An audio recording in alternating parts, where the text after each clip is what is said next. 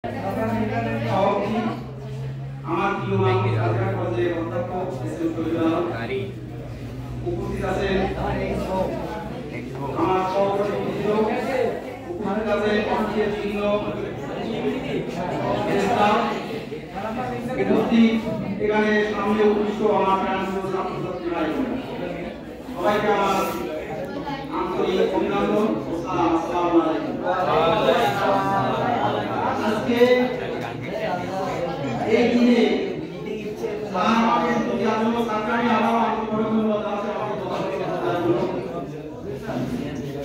আমি এই আজকের 30শে নভেম্বর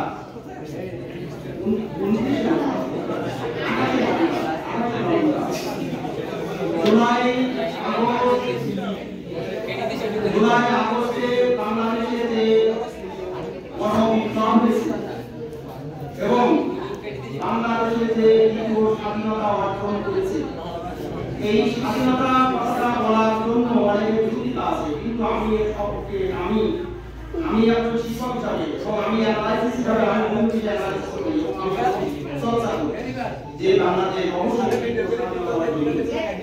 আমরা বাঙালি জাতি, আমরা চাই বিশ্বের দরবারে মাথা উঁচু করে স্বাধীনতা জাতি হিসাবে বিশ্বের দরবারে মাথা উঁচু করে দাঁড়াবো। কিন্তু এই জুলাই আগস্টের আগে একটা বিশেষ দেশ, আমাদের প্রতিবেশী একটা রাষ্ট্র যে এই জাতিটাকে দমায় রাখার জন্য সর্বদা চেষ্টা করেছে একটা বিশিষ্ট রাজনৈতিক দলকে দমন করেছে।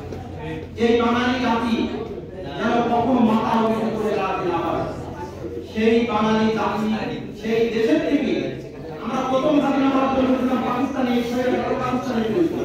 আর দ্বিতীয় স্বাধীনতা অর্জন করেছি আমরা ভারতের বিরুদ্ধে। এই জন্য এটা দ্বিতীয় স্বাধীনতা। আর আমার এই 40+ বয়সে বিভিন্ন গণ-অভ্যুত্থানের ইতিহাস পড়েছি, বিভিন্ন গণ-অভ্যুত্থানের নেতাদের নাম পড়েছি, কিন্তু এই জুলাই আগস্টের গণ-অভ্যুত্থান এত স্বতঃস্ফূর্ত জনস্রোত এবং ছাত্র জনতা এত অংশগ্রহণ আমি কখনো দেখিনি। তাই এই আন্দোলন সফল হয়েছে এবং জাতি মুক্তি লাভ করেছে এবং আমরা তার আবার নতুন স্বাধীন দেশে বাঁচার জন্য চেষ্টা করছি।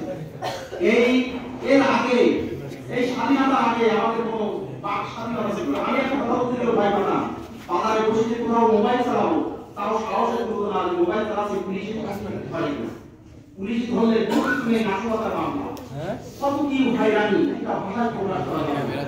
কেউ যদি বসে কান্নাকাটি করে পুলিশ জিজ্ঞাসা করে তুমি কান্নাকাটি করছো কেন, তুমি মনে দেশের কিছু ষড়যন্ত্র করছো, কেউ যদি হাসে তুমি হাসছো কেন, তুমি মনে হয় এই দেশকে নিয়ে টাকা বিক্রি করতেছো, তখন তোমার দেশে যেতে হবে, তোমার জেলে যেতে হবে। কেউ যদি চুপচাপ থাকে তা বলতেছে তুমি কবি ষড়যন্ত্র করবে, তোমাকে এখানে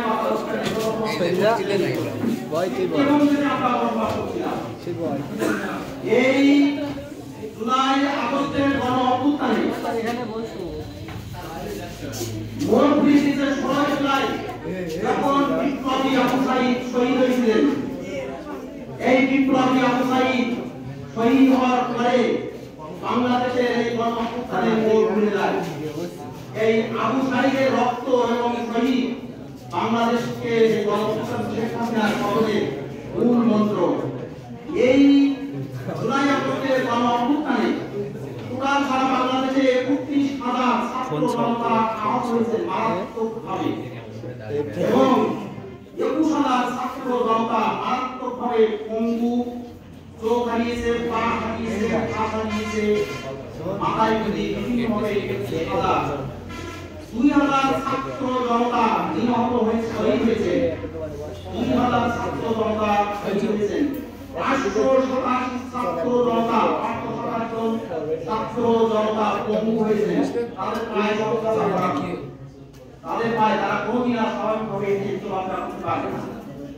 187 জন চোখ হারিয়েছে, 187 জন ছাত্র জনতা চোখ হারিয়েছে। আর কত মানুষের হাতে হাত কাটিয়েছে, তার রক্ত দিয়ে পিছন থেকে হাতে আর কবিকে হাতে ফেলেছে।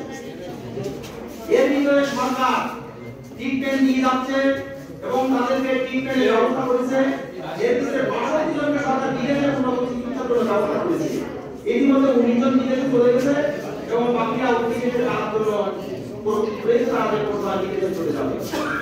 কি নির্মম রেখা এই যে ইয়ামিন যাদের বিশালের উপর ইয়ামিনকে মেরে কম্পিউটার ইঞ্জিনিয়ার কিন্তু ইয়ামিন কোর্টিয়ার ছাত্র ছিল খাবার একটা বেসরকারি বিশ্ববিদ্যালয়ে প্রারম্ভ করতে ইয়ামিন একে গুলি করে বিশালের উপরে করে দিয়ে আসছে আইনে তার এই পুলিশের উপর থেকে কিছু ফেলাইতেছে যখন গাড়ি টাকা করে পড়েছে টাকা থেকে ট্রেনিংয়ে উত্তর করে দিয়েছিল তারপর কি হলো রাস্তা ডিভাইডার পুলিশ ফেলাইতেছে তখন কি ছিল এই ইয়ামিন কত বড় বীর মুক্তিযোদ্ধা, কত বড় বীর মুক্তিযোদ্ধা। একজন 9 এর ছেলে যুদ্ধে চলে গেছে, চিঠি লিখেছে মা আমি চলে যাচ্ছি, তোমার সাথে দেখা করতে পারলাম না, আমার লাশটা তোমরা নিয়ে এসো এবং আমার আপনারা শহীদ হয়ে আমাদের তোমরা দোয়া করো। আর 9 এর ছেলে নিয়ে মা কাছে বাবা কাছে ভালো করে চলে গেলাম। কত বড় নির্মম ঘটনা। একজন মাকে পুলিশ ওদের উপরে নিয়ে চলে যাচ্ছে, মা পুলিশের জানলা দিয়ে বলছে বাবা আমার বাড়ি হয়ে যায়, আমার বাড়ি একটা ছোট্ট বাচ্চা আমাকে নিয়ে এসেছি, আমার বাড়ি কেউ নেই, আপনারা বাইরে থেকে ওই বাচ্চাকে দেখবেন আমাকে পুলিশ ধরে নিয়ে যাচ্ছে। কত বড় নির্মমতা স্যার, ডের বাসে না কিছু কত বড় নির্মমতা। লাশ মেরে একজন লাশকে পুলিশ মারার পরে পুলিশে পেশ করে দেই আগে আগুন দিয়ে পাইছে পয়সা নিশ্চিত করার জন্য এই ছাত্ররা এই ছাত্রদের কত বড় নিষ্ঠুরতা এটা সবাই এটা পৃথিবীর কোন ইতিহাসে একটা দেশের আইন যখন একটা ধর্মীয় লোকের কর্মকাণ্ডে পরিণত হয় সেই দেশের কোনো আইন শৃঙ্খলা থাকতে পারে না, সেই দেশের কোনো আইন শৃঙ্খলা থাকতে পারে না। এই ঢাকা বিশ্ববিদ্যালয় এই যে 35 জুলাই 6 জন সমন্বয়ক ছিল, প্রধান সমন্বয়ক। এই 6 জন সমন্বয়কের ডাকে বাংলাদেশের সকল ছাত্র জনতা রাজপথে নেমে নিষ্ঠুরতম তাদেরকে যে বর্তমানে কালকের সমাজের মিশন মালয়েশিয়ার আগের ভূমিকা মাহির মামা করেছে বাংলাদেশ অজনপ্রিয় এবং একজন নিষ্ঠুর শব্দের হাত থেকে মুক্তি পেয়েছে এবং বাঙালি জাতি এখন ঘুরে দাঁড়ানোর সুযোগ পেয়েছে এবং বাঙালি জাতি এখন উন্নত রাষ্ট্র গড়ে তোলার সুযোগ পেয়েছে। আর মাহির মামার এখন মালয়েশিয়ার এখন এই কথা বলতে এখনো গভীর ষড়যন্ত্র বাংলাদেশের বিরুদ্ধে চলছে। ভারতের কাছে আমাদের ডেপুটি হাই কমিশনারকে গ্রেফতার করা হয়েছে। এই ভারতের যে মৌলবাদী বিজেপি সরকার আরএসএস শিক্ষিরা বিভিন্ন বাংলাদেশের বিরুদ্ধে গভীর ষড়যন্ত্র করছে। এখানে নাকি হিন্দুদের নির্যাতন হচ্ছে, এখানে আমরা শান্তিতে বসবাস করছি, বাংলাদেশের সংবিধানের উত্থান হচ্ছে। আমরা সবাই ষড়যন্ত্র থাকবো এবং আমাদের দেশকে নিয়ে গভীর ষড়যন্ত্রে লিপ্ত হয়েছে একটা প্রতিবেশী রাষ্ট্রের একটা বিশিষ্ট রাজনৈতিক দল। এর থেকে এই ইসলাম নামক যে সন্ত্রাসী সংগঠন ইতিমধ্যে আমাদের একজন শহীদ করেছে, এবিপি চট্টগ্রাম 10 করে এবিপি সাইফুল ইসলাম আলী তাকে জবাই করে হত্যা করেছে এই গত পরশুদিন এই সন্ত্রাসী ইসলাম। সেই জন্য আমাদের সচেতন হতে হবে এবং আমরা সজাগ থাকবো। আমাদের বিরুদ্ধে যেন কোনো ষড়যন্ত্র না করতে পারে, আমাদের বাড়ি ষড়যন্ত্র করতে পারে, হিন্দু মুসলমান দাঙ্গা লাগাই দিতে পারে। আমরা কোনো ষড়যন্ত্রের কাজে সবাই ঠাই পাই। আমরা এই দেশে হিন্দু মুসলমান খ্রিস্টান বৌদ্ধ সবাই মিলেমিশে বসবাস করবো। আমরা কারোর উপর আক্রমণ করবো না এবং আমরা ষড়যন্ত্র করবো না। কিন্তু একটা কথা আছে, ওরা দেশে বসবাস করবে আমাদের দেশে ইন্ডিয়ার প্রধান করবা এটা আমরা কখনোই করতে পারবো না। এই দেশে বসবাস করবা, এই দেশকে ভালোবাসতে হবে, এই দেশের মানুষকে ভালোবাসতে হবে, এই দেশের উন্নয়নের কথা চিন্তা করতে হবে। এই দেশে বসবাস করে তুমি আরেক দেশের কথা চিন্তা করবা এবং এখানে ষড়যন্ত্র করবা, একটা বিশিষ্ট রাজনৈতিক দলের এজেন্ডা বাস্তবায়ন করবা, আর ওপরে এই দেশের মানুষ হতে দেবে না।